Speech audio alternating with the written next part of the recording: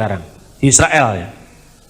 Orang Islam sama orang Yahudi terutama, kalau Kristen tidak ikut-ikut dalam hal ini, karena mau bait Allah jadi mau ndak itu bukan urusan saya itu kalau Kristen. Tapi kalau orang Muslim berkepentingan dengan Yerusalem, khususnya Yerusalem Timur, orang Yahudi juga berkepentingan dengan Yerusalem Timur. Kalau Anda lihat TV, jangan langsung percaya, cek and recheck dulu. Karena apa?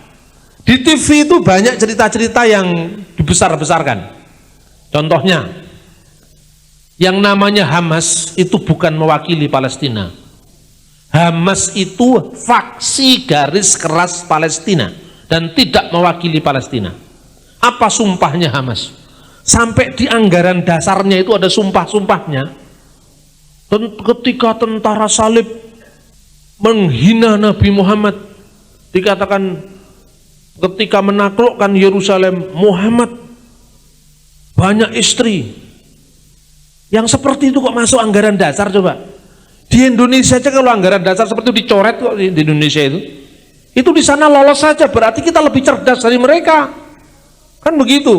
Terus ada dalam pembukaan anggaran dasarnya Hamas, dikatakan apa? Palestina adalah tanah wakaf yang dikaruniakan Allah kepada umat Islam sampai akhir zaman. Lah po yo iso. Ini kan nggak masuk akal loh, ya kan? Yahudi yang garis keras juga ada. Itu yang membunuh Yitzhak Rabin tahun 95 itu, bulan November tanggal 3. Karena waktu saya sedang di sana, seharian saya tidak keluar dari hotel karena semua diblokade. Itu 1,5 meter ditembak oleh dia dan tidak menyangka kalau dia bisa menembak Yitzhak Rabin, Perdana Menterinya. Ditanya sama televisi, kenapa Anda menembak Perdana Menteri Anda? Karena dia telah menyerahkan tanah Israel kepada orang Palestina. Tuhan yang menyuruh saya. Lah ini kan repot. Mateni wong dikongkon Gusti Allah. Ya toh? Ini yang terjadi dan ini kok diberitakan yang begini ini di Indonesia. Mestinya jangan. Gara-gara anak kita ini banyak penasaran dengan Luna Maya karena setiap hari isinya Luna Maya terus. Mestinya ndak usah. Ini media juga membuat situasi ini semakin keruh. Nah, saudara-saudara yang terkasih, apa dasarnya sekarang? Orang Yahudi percaya bahwa itu memang haknya karena apa?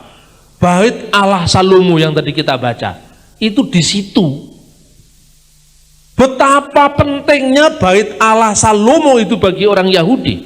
Ini lepas daripada soal Yesus sudah datang, itu kan soal iman Kristen, ya kan? Kita mencoba memahami perasaan orang Yahudi sekalipun mereka tidak percaya dengan Yesus. Bahwa bait Allah itu begitu sentralnya bagi orang Yahudi.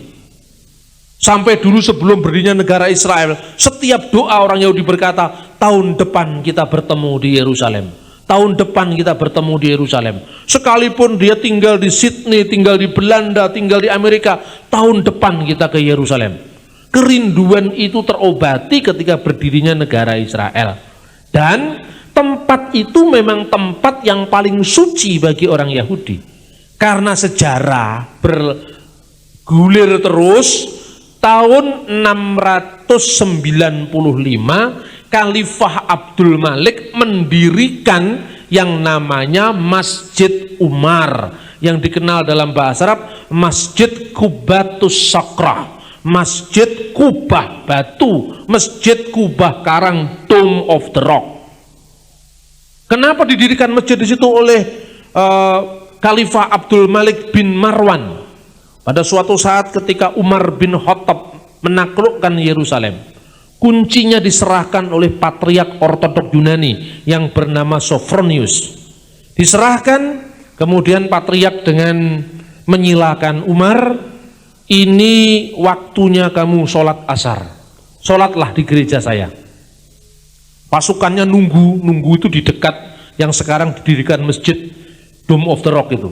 Tidak, Patriark, kalau saya sembahyang di gerejamu, itu anak buah saya yang buta huruf itu nyangka bahwa gereja ini sudah menjadi hak miliknya umat Islam karena khalifah mereka, pemimpin mereka, Amirul Mukminin mereka pernah sholat di gerejamu. Lalu bagaimana?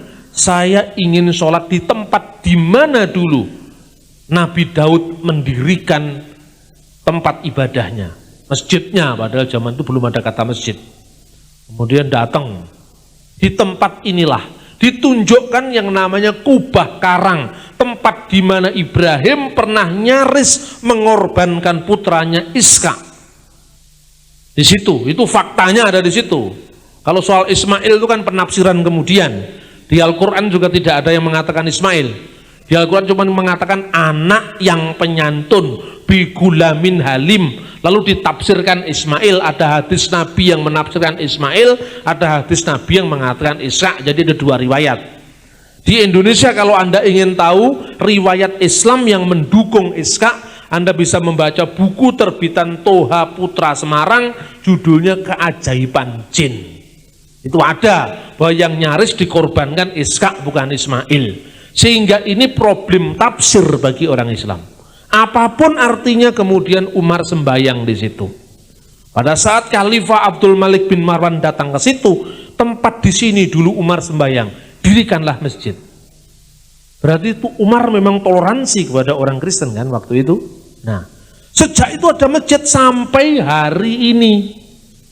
Anaknya Abdul Malik bin Marwan yaitu Al-Walid bin Abdul Malik bin Marwan tahun 715 barulah mendirikan yang namanya Masjidil Aqsa di Yerusalem.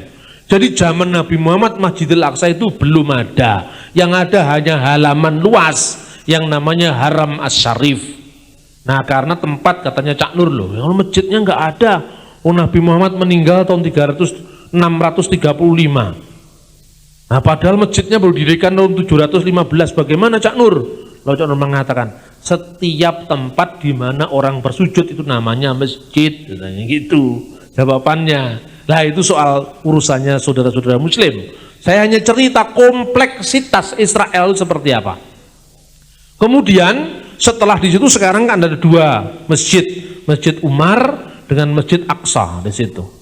Di bawahnya itu tempat yang namanya Ruang Maha Kudus. Sejak tahun 1997 orang Israel menggali itu yang dikenal dengan terowongan Bait Allah.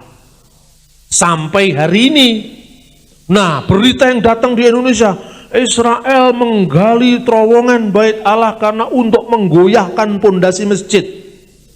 Apa ya seperti itu? Ini kan bahasa kecurigaan.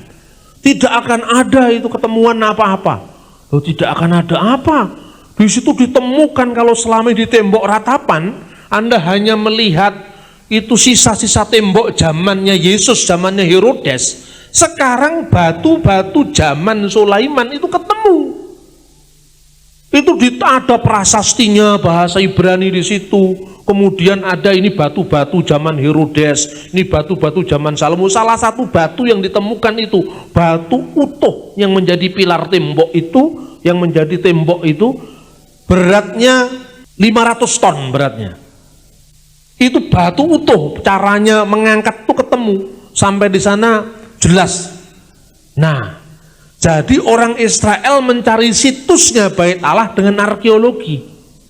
Nah, sekarang bandingkan dengan apa itu pengkhotbah-pengkhotbah Muslim di Indonesia yang suka apa itu demo terus, itu nggak ngerti-ngerti demo. Ceritanya apa? Bandingkan. Pada suatu hari Nabi Sulaiman alaihissalam ketemu dengan iring-iringan semut. Nah, ketika semut itu akan terinjak, semutnya mengatakan, "Ya Rasulullah, mau semut karo ngomong karo wong." Coba bayangkan, semut masa ngomong dengan Nabi Sulaiman, coba bayangkan. Ini sejarah apa dongeng? Orang Yahudi menggali sejarahnya dengan arkeologi, dengan temuan, dengan kriteria-kriteria sejarah. Sementara yang kelompok-kelompok satunya ini, kelompoknya Basu FCS ini yang jenggotnya 12 itu, dia mengatakan semut ngomong dengan Nabi. Coba bayangkan.